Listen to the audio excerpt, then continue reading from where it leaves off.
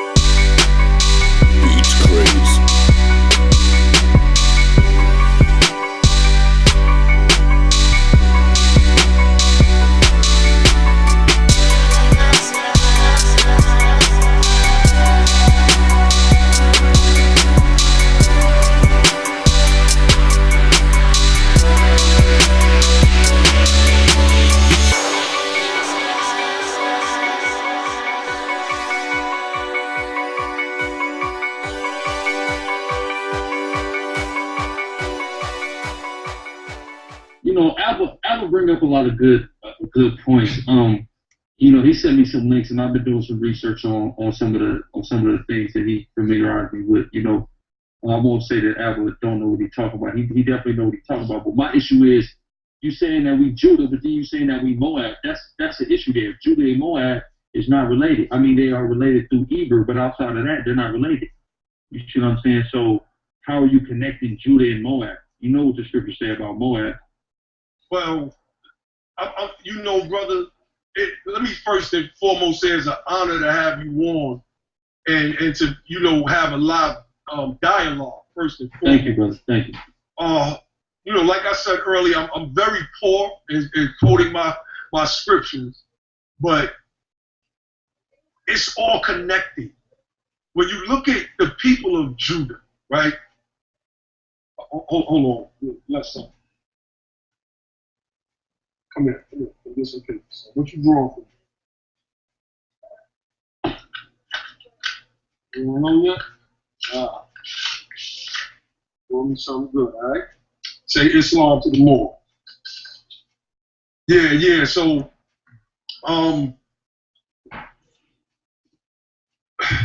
when you look at Judah, right? And this brings me back to Robert Benjamin Lewis's book. Are you familiar with that work? I think it's called Truth and Light. It was written in 1841. Okay, now I'm not familiar. Okay, now he wrote in his works, when he wrote this work in 1841, and he was given a breakdown of the biblical characters. And one of the things that Robert Benjamin Lewis, one of the things that he did was he took the works to a lot of the European Christian scholars to see if, he was on point. And they gave the brother a vote of approval. And he broke down how the people of Judah were Moors. He broke down how Micah was a Moorish prophet. He broke down how Micah was a Moorish prophet. Now, when we're dealing with Moab and we're dealing with Judah, we're dealing with Israel. When we're dealing with Judah, we're dealing with Israel. If you go into, I think it's either 1 Kings. It's either 1 Kings or 1 Chronicles. Please forgive me, beloved. If you tell me what it is, and I'll be able to tell you. I don't have my notes in front of me. I wasn't even expecting to have this type of conversation, and that's good because that's going to make me get a little more sharper on my biblical studies, which is something that I need to get sharper on. But it's everywhere. It's either in 1 Kings or 2 Chronicles. Like I said, forgive me, but wherever, and I'll get that to you. Just reach out to me after this over. My email address is Lord Abba. Just all you gotta do is if you talk about the story, I'll be able to tell you where it's at. All right. The thing is this: where they're saying Israel in the text, the commentary say they mean Judah.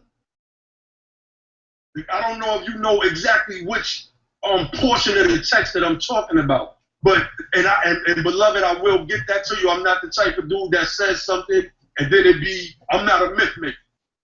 First and foremost, I'm not a myth maker. And I will I don't take you to be that. I like to show and prove. Okay. So, wait, Sal. Let me finish. Now, so Israel becomes Judah in this setting. So Noble Drew Ali says, why was Jesus sent to this earth? Why did Allah send Jesus to this earth? Answer: to save the Israelites from the iron hand oppression of the pale-skinned nations of Europe who were governing a portion of Palestine at that time. Now, you look at Ruth. Ruth says, and correct me please, may your house be as perfect as Perez. So here we have the Moabites, and Noble Drew Ali asks, what was the nationality of Ruth? Answer: Ruth was a Moabitess. What is the modern name for Moabitess? Moroccan. And I showed you. If you analyze, I saw some of the, and like I said, now what I'm saying is, I'm looking into what you're talking about, especially what you was talking about with love and whatnot. You know what I'm saying? And I'm like, okay, he may be honest, and that's why I'm not just going to totally dismiss what you're talking about. You know what I'm saying? Because you ain't just, like you said, you're not just a makeup artist like certain individuals that we know. You know what I mean? I got a question for both of you guys. Go ahead, brother. Lord Abba and the Hebrew discuss nationality. I wrote down a question. Are we establishing nationality to fit in the United States government or to build our government? That's one question, two-part question. And what nationality has established a government in white supremacy? Great questions. As far as my answer, I would say no, not to establish anything in America. It would be to build up the best government we can before, America goes down. You paying attention to the news, America is circling the train. It's on its way out. So I wouldn't be sitting here trying to build up anything that would be anything more than temporal here in America.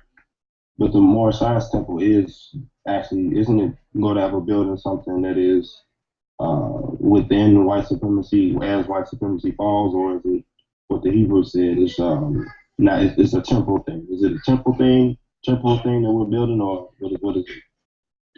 This is what I mean, beloved, and this is why it's so good to have this dialogue with a brother like myself. And I do not say that to brag or gloat. There are other very astute Moorish Americans who just don't engage in these cycles. I know that my people need these messages. They say, Lord Abba, why you always dealing with SaNeter, man?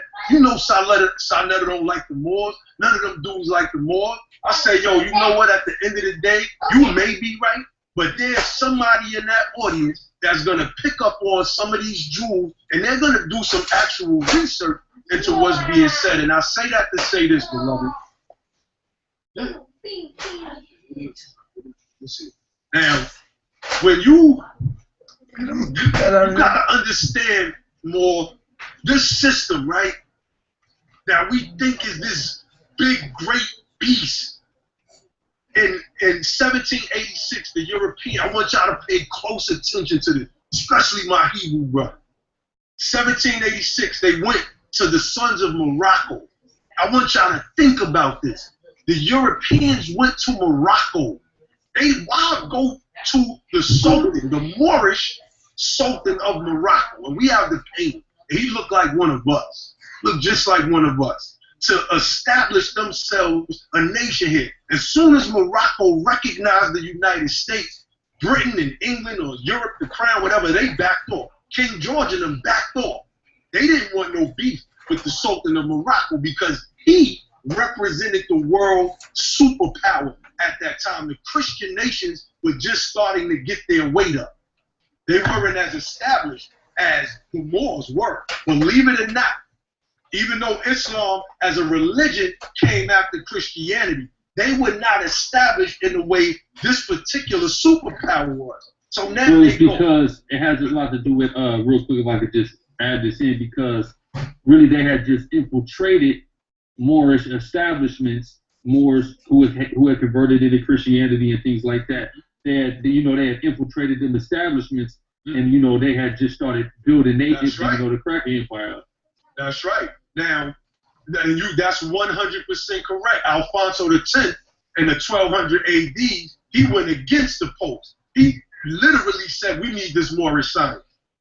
Go convert them books from Arabic into Castilian and go out there and secretly teach until we can raise up a bunch of professors. And that's exactly what they did. So you hit it right on the head, beloved. Noble Drew Ali said that the Europeans went to an old sheik that asked them for a mandate to come and develop this land. They were given a 50-year land mandate to do so. Noble Drew Ali said, Moors, he said, children, you are at home. It is the European who is 3,000 miles from home, and he is going to have to take some water. You see, after 1786, 50 years later was 1836. The treaty was up, but it wasn't a treaty. It was a land mandate. This is why the United States system is now a corporate system. It's not necessarily based off of Christianity. Matter of fact, it's not based off of Christianity at all. They based it off of the Roman-based system. This is what they wanted to do. After 1836, go back and just look at the congressional records, people. www.yale.edu.com. Go look at the Barbary treaties. Go read. When they went back to do the correspondence, they was like, wait a minute. This treaty was not drawn up in the way that we expected. The United States was trying to, and this is history, the United States was trying to pull a slick move. They tried to get an additional article put in the treaty, because this would have opened the treaty back up. It would have unsealed it. But the diplomat from Morocco, Tahir Abdullah, finished. He said, I cannot deface this treaty. First and foremost, it bears the form of a grant. So after 50 years, the Europeans' time on this land was supposed to be up. They cut a deal with Sultan City IV so that they can stay on this land and do whatever it was that they needed to do, just as the entity, but not as what was established under Sultan City Muhammad III. Just please go to the Barbary Treaties menu on the Avalon.Yale site. I'll break this down in my video, Black Status versus Moorish American Nationality and the issue of reparations. Like, it's not about being established in a quote-unquote white supremacy system. There's no such thing as white supremacy. There is a such thing, however, as European psychology. If I could get them to think about themselves, Lord Abba, Lord Abba, Lord Abba, Lord Abba, Lord Abba, Lord Abba, I gotta cut you right quick, because there is a such thing as white supremacy, brother. Okay. We gotta stop playing games with this, man. Brother, that's your I can add in real quick. No, I want to say this too right quick though, brother Lord Abba. When your man told you, why do you be messing with brother SaNeter? Because you know he don't like the Moors. That's not true. I have a lot of friends that's Moors. Tariq Bey, that's my man. Hold up, let me finish. Let me finish. That say I got a lot of black friends. Let me finish. You, Lord Abba, I have a lot and great deal of respect for you, brother Lord Abba. Just because you say you are more, that don't mean I'm gonna have hate. Look at you. You on my show right now, and I'm letting you express yourself to the people out there so they can get to understand you and your views. Now, it goes the same with my Hebrew Israelite brothers. You see, I see they be getting a lot of hate, but I'm here for a reason. And that is to give these brothers the mic so that they begin to teach the people. Because so what? You may not be a Hebrew, but there's thousands of them out there that need to get this message. There's thousands and thousands of Moors out there that need to get this message. So I'm not going to be closed-minded towards one group, because that right there would be a disservice to SaNeter, House of Consciousness, and information. You see what I'm saying? Right. This right here is open for everybody, man. So just because I don't say I'm a Moor or I might not be a Hebrew. That don't mean I'm going to close my damn door to the people who got the knowledge and information. Indeed. That's all. So I had to clear that up. No doubt. I'm glad you did. All right, brother. Go ahead. SaNeterTV is needed for the conscious community in whatever capacity that it helps bring any consciousness, because any time a person could get any message from anybody that helps them, if you know, it may be, I seen Taj Tariq Bey video. That's what led me on the path to find out what this Moorish thing was about. I found out that stuff they almost did 5 years messing with that stuff they was talking about. Then I got with Noble Drew Ali, and when I say everything has opened up for me spiritually first, you know, it has been a blessing. And you know, right now you got me on with the Guerrilla Hebrew, you know, and these are brothers that I really, really want to build with, because if we separate ourselves into groups and fractions, which we are, you had to ask me which group was closer to the Moors of the Moorish Science Temple of America. I'm hands down going to say the Hebrew Israelite, bro, point blank. They won't look at, you know, some of them won't look at Islam and things of that nature. And maybe if we could just bridge the gap and build a dialogue like how me and the brother is doing right now, maybe we could open up certain avenues and we could quell the hate. I hear some Hebrew brothers, man, and I can't listen to them because it's just so much hate. I'm like, yo, that's not even what the Bible teaches. All right, Lord Abba, what do you call hate? When you say there's so much hate, what is hate to you? Well, Give me an explain. Hold up, give me a break that down. When you say that they come with so much hate, what do you mean? Well, not all of them, because I build with beautiful. That brother Nasi is a beautiful brother. I spoke with that brother today, actually. Right, but just give me some of the hate that you're talking about. Well, when you hear brothers say, I hate Africa, I hate the Hamites, I hate the Canaanites, I hate you black people in America, I hate all black women, yo, that's hate. I mean, I don't have to give an example when it's being expressed right out of their mouth. You know, they're expressing it right out of their mouths. I hear you. Go ahead. How you pronounce your name, Darius? Darius. Darius. Go ahead, brother Darius. I got a question on Wesley's statement.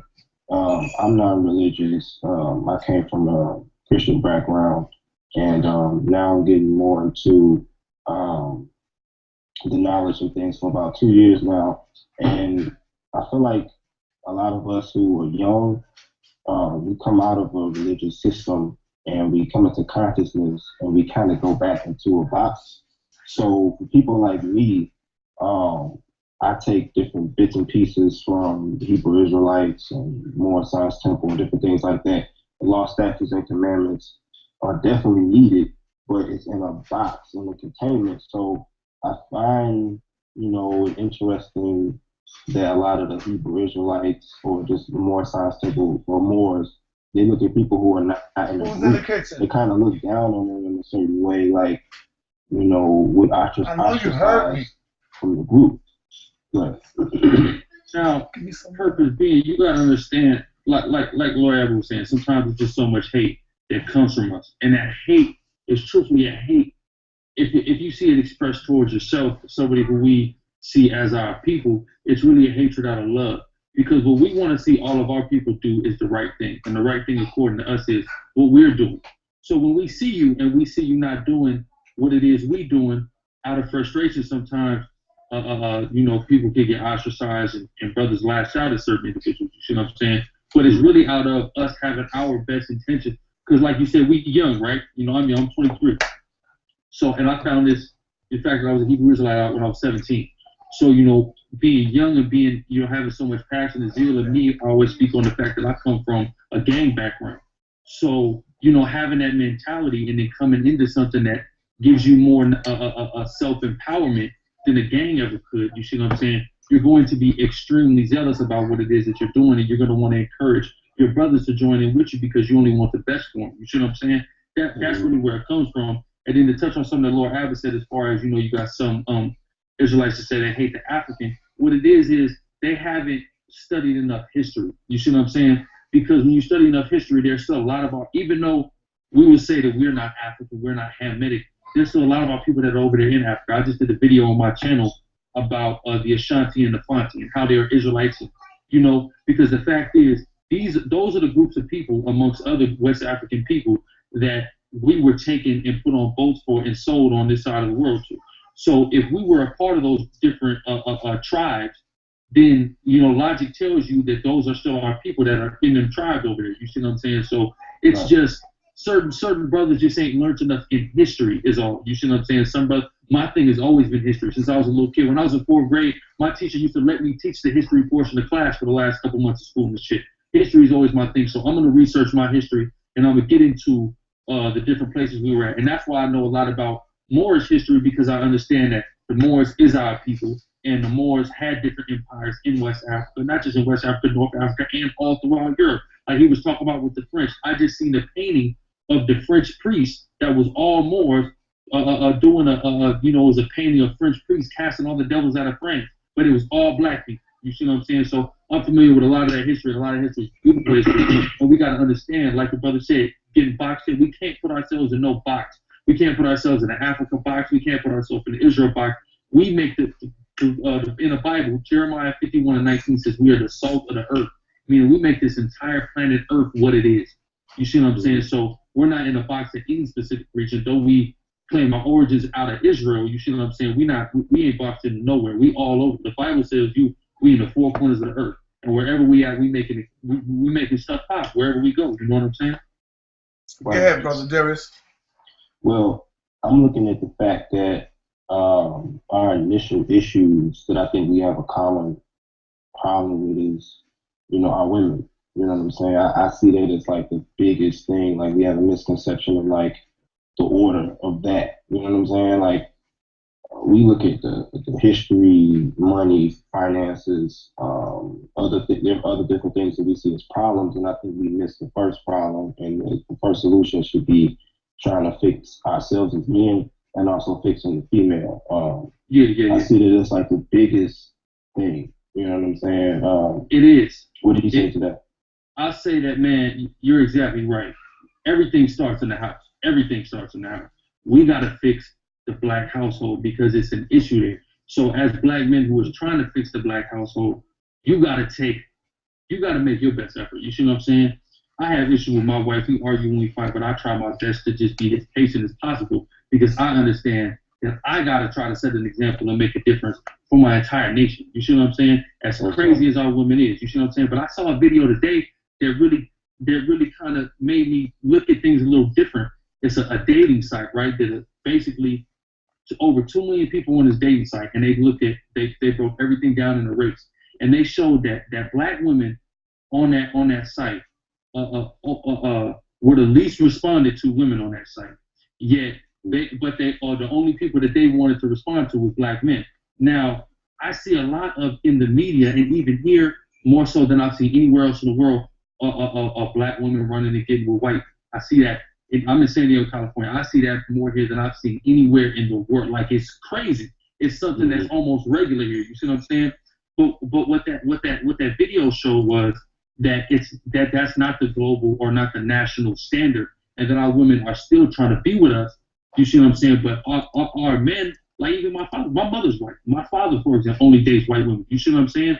And it's like, okay, you have some of our men will say, well, I don't deal with black women because this, and that.